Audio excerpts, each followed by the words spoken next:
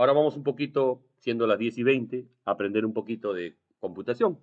Para las personas que están en cero, les he preparado una especie de resumen de las partes importantes, ¿no?, que deben conocer. El que no es de la carrera de programación, computación, rápidamente veamos la computadora. Tiene dos partes, el hardware y el software, ¿no? Hardware, la parte de infraestructura, ¿no?, la parte física, y el software, la parte lógica o los programas, ¿no? El hardware, cuando empezó, tenía una arquitectura que lo propuso, si no me equivoco, por los años 50 y tantos, von Neumann, ¿no?, el húngaro americano.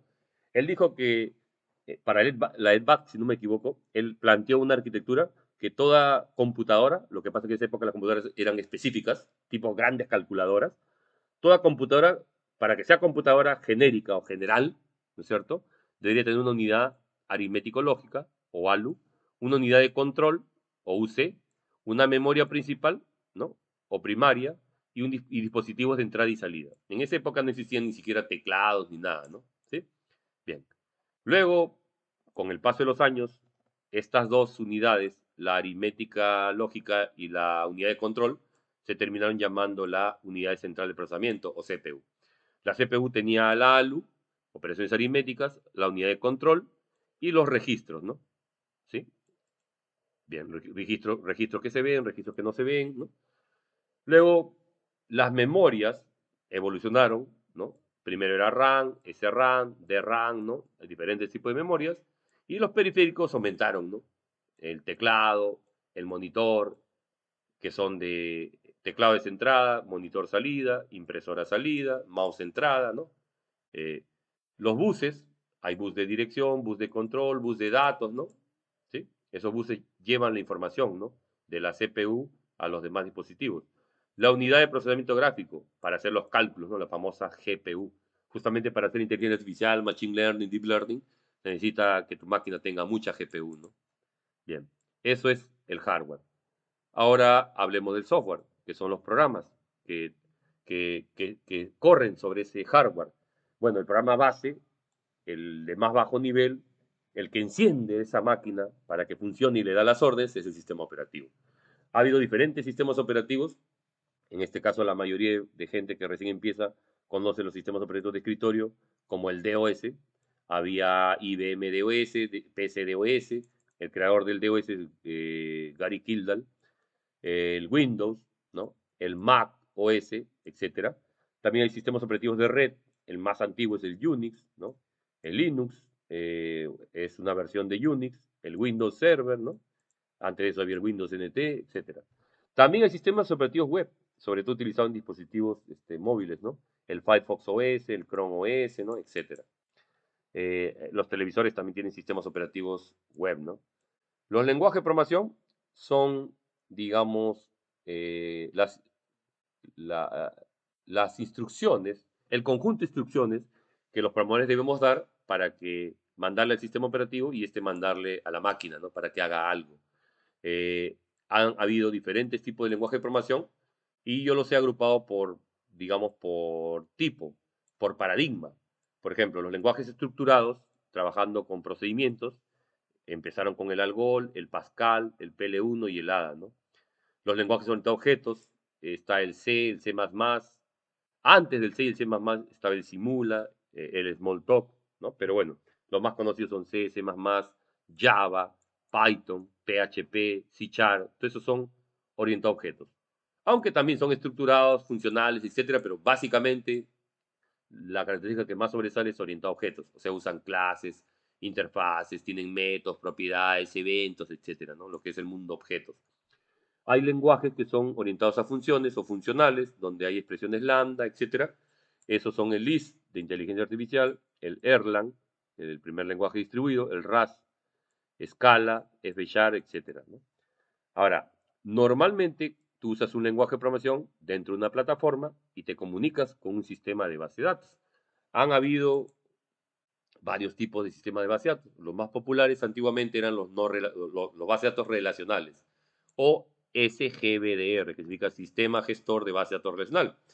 Los más antiguos es el Ingres, luego siguió el Oracle, el DB2, el SQL Server, el Informix, el PostgreSQL, etcétera, ¿no?, MySQL, ¿no?, etcétera, etcétera. También hay bases de datos que no son relacionales, que no trabajan con el concepto de tablas, filas, columnas, relaciones, sino son bases de datos no SQL.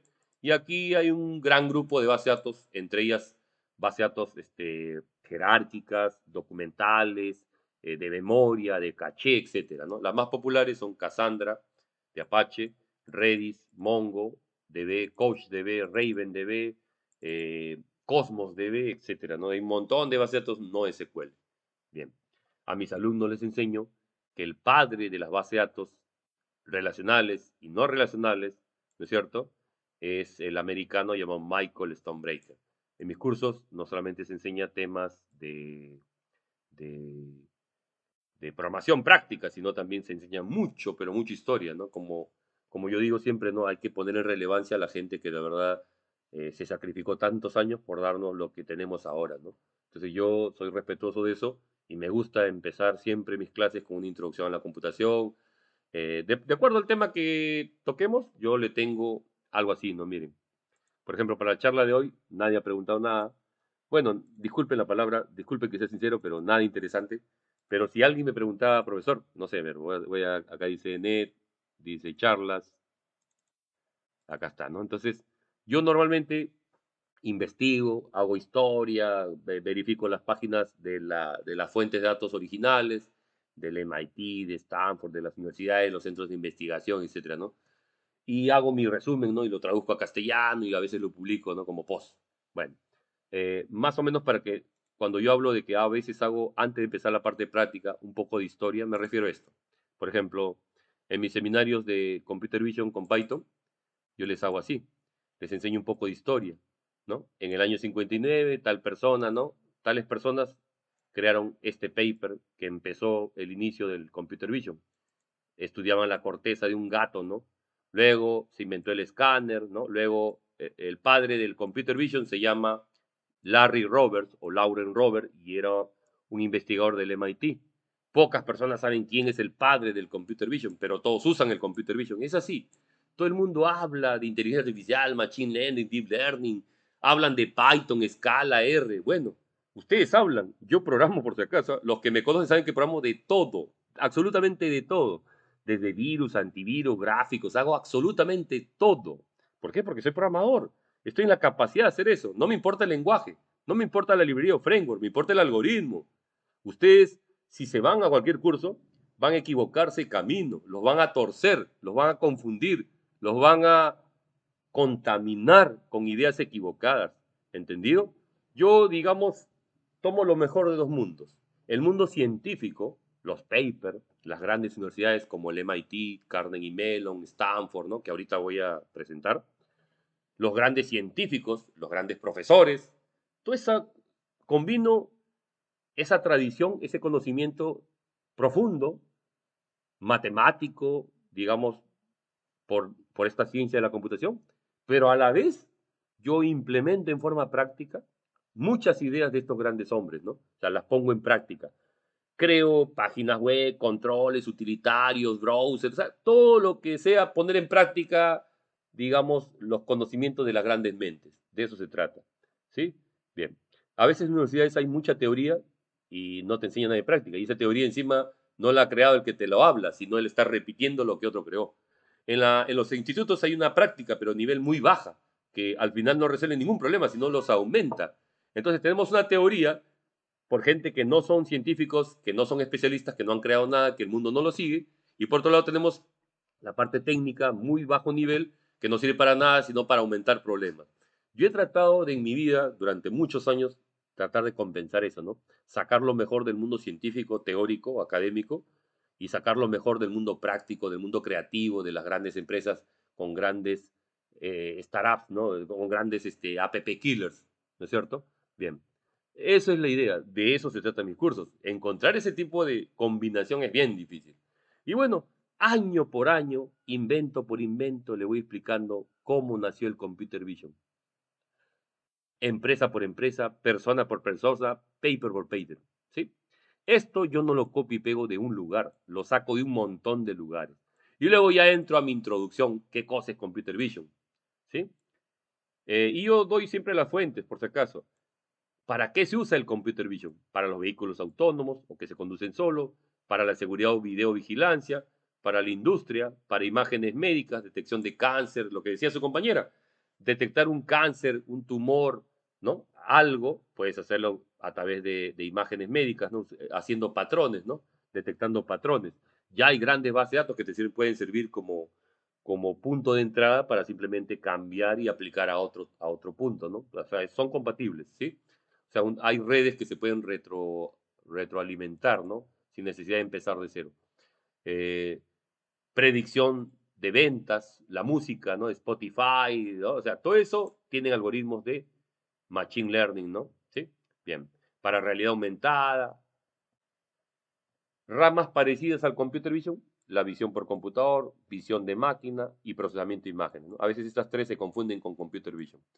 ¿Qué hay que saber para saber computer vision? Inteligencia artificial, aprendizaje automático, matemáticas, álgebra lineal, ¿no?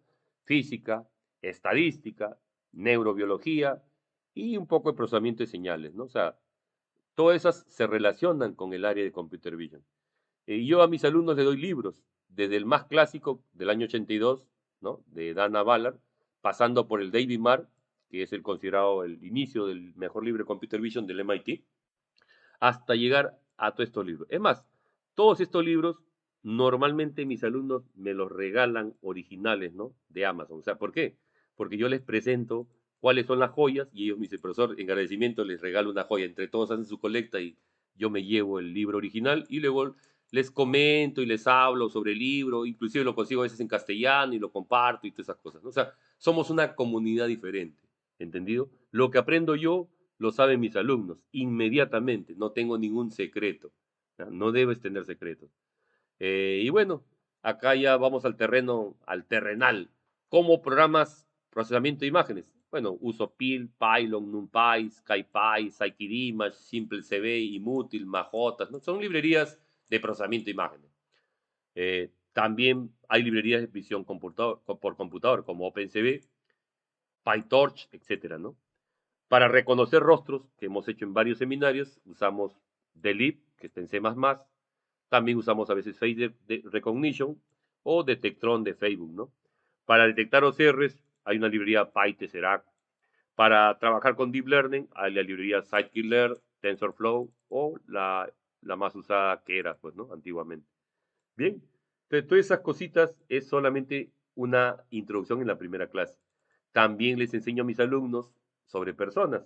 Les expliqué cómo se genera el conocimiento. Existen centros de investigación, ¿no? O existen charlas o conferencias donde está la crema innata del conocimiento de la inteligencia artificial o la computación. Por ejemplo, yo les hablo de la conferencia de Dartmouth, que se realizó en el Dartmouth College, ¿no? En el año 56, donde estuvieron los que crearon la inteligencia artificial en el año 56. John McCarthy, del colegio de Dartmouth, que después se fue a Stanford. Marvin Minsky, su amigo del MIT, ¿no? En esa época estaba en Harvard, después hizo su carrera en el MIT. Nathaniel Rochester de IBM. Shannon de AT&T, de los laboratorios Bell. Ray Solomonov, el experto en probabilidad. Arthur Samuel, ¿no? Eh, trabajó en IBM, profesor de Stanford, y creó el primer juego por computadoras, el ajedrez, la primera versión de ajedrez, si no me equivoco. Herbert Simon, un psicólogo, trabajaba en Carnegie Mellon, ¿no? Trabajaba en la corporación RAND, donde trabajó también von Neumann, ¿no? Un montón de gente para la bomba atómica, creador de un montón de algoritmos, ¿no? De inteligencia artificial. Allen Newell, ¿no? Igual trabaja en el mismo lugar y otras personas más que fueron los creadores de lo que es la inteligencia artificial y los primeros, digamos, inicios de la computación. También les enseño que existe un grupo de trabajo que se creó en el año 86 para estudiar el paralelismo o la programación distribuida. Justamente a partir de ese grupo, a partir de sus informes, en 2 libros, se creó la programación distribuida. Se creó el primer lenguaje distribuido como Erlang, luego se creó en los 90 Java y un montón de cosas que ustedes de repente no conocen que viene de acá, ¿no? En ese grupito de estudio había gente, digamos, amigos de diferentes universidades de Estados Unidos, entre ellos Rumelhart, el creador del grupo, Geoffrey Hinton, el pionero de inteligencia artificial y deep learning, eh, Zenovsky, el creador del speech, es el primero que hizo, uno de los primeros que hizo la reproducción, el reconocimiento de voz, ¿sí? Michael Jordan, uno de los grandes profesores de Machine Learning o Statistical Learning, profesor de Andrew Ng y de un montón de gente. O sea, esos fueron los profesores que contribuyeron a enseñar computación distribuida y paralelismo, ¿no? Gracias a ellos debemos estas cosas. También en Canadá existe una agrupación llamada el MILA o el algo así como una agrupación, ¿no? De Montreal, ¿está bien? De MILA es de Montreal, algo así como el Laboratorio Avanzado de Inteligencia Artificial de Montreal, fundado por Joshua Bengio, que es un profesor de inteligencia artificial de Deep Learning, pionero del Deep Learning, que desde el 93 investiga, ¿no? Y tiene un montón de alumnos que son famosos, ¿no? Acá están los compañeros de Joshua Bengio de investigación y abajo está los profesores asociados que a la vez son alumnos de esos profesores de arriba, ¿no? Entonces, cada persona que tú veas ahí está bien estudiadita, ¿sí? Acá está otro instituto de investigación canadiense, ya de todo Canadá, llamado el CIFAR, el que genera a veces los repositorios de imágenes, sobre todo de dígitos, el CIFAR. Bueno, hay CIFAR 100, CIFAR 1000, etcétera.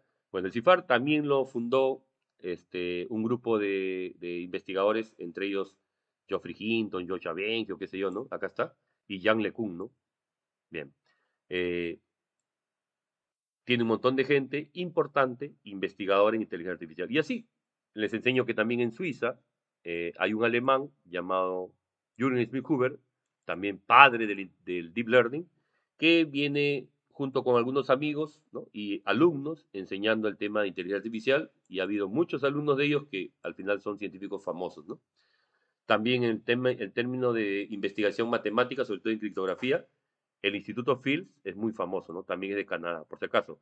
¿Se dan cuenta que Canadá tiene los mejores investigadores en inteligencia artificial? Bien. También tenemos el IPAN, que es un instituto de matemática aplicada, ¿no? De la Universidad de California, Los Ángeles, en Estados Unidos. Y ahí están sus estrellas, ¿no? Investigadores. Nuevamente aparece Yang LeCun, padre del Deep Learning, entre otros, ¿no? Sin nada más que este es de Deep Learning. Los otros son más de matemática aplicada a otras cosas. También tenemos el Vector Institute, otro instituto de investigación canadiense, donde está Geoffrey Hinton, Richard Semel, Shai Bainey. Toda esta gente son científicos, digamos, top en el tema de Machine Learning, ¿no? Bueno, cada clase mía tiene este tipo de cosas. Introducción a las ciencias. Mi primera clase a veces hablo de la Edad Media, ¿no? La Edad Antigua, griega, el latín, el hebreo, las artes liberales, ¿no? Cómo se clasifican las ciencias actualmente, ¿no? Ciencias formales, la matemática, la lógica y la computación. Ciencias naturales, de la naturaleza, la física, la química, la astrología, ¿no? Ciencias humanas, ¿sí? Ciencias sociales, ciencias aplicadas, la ingeniería.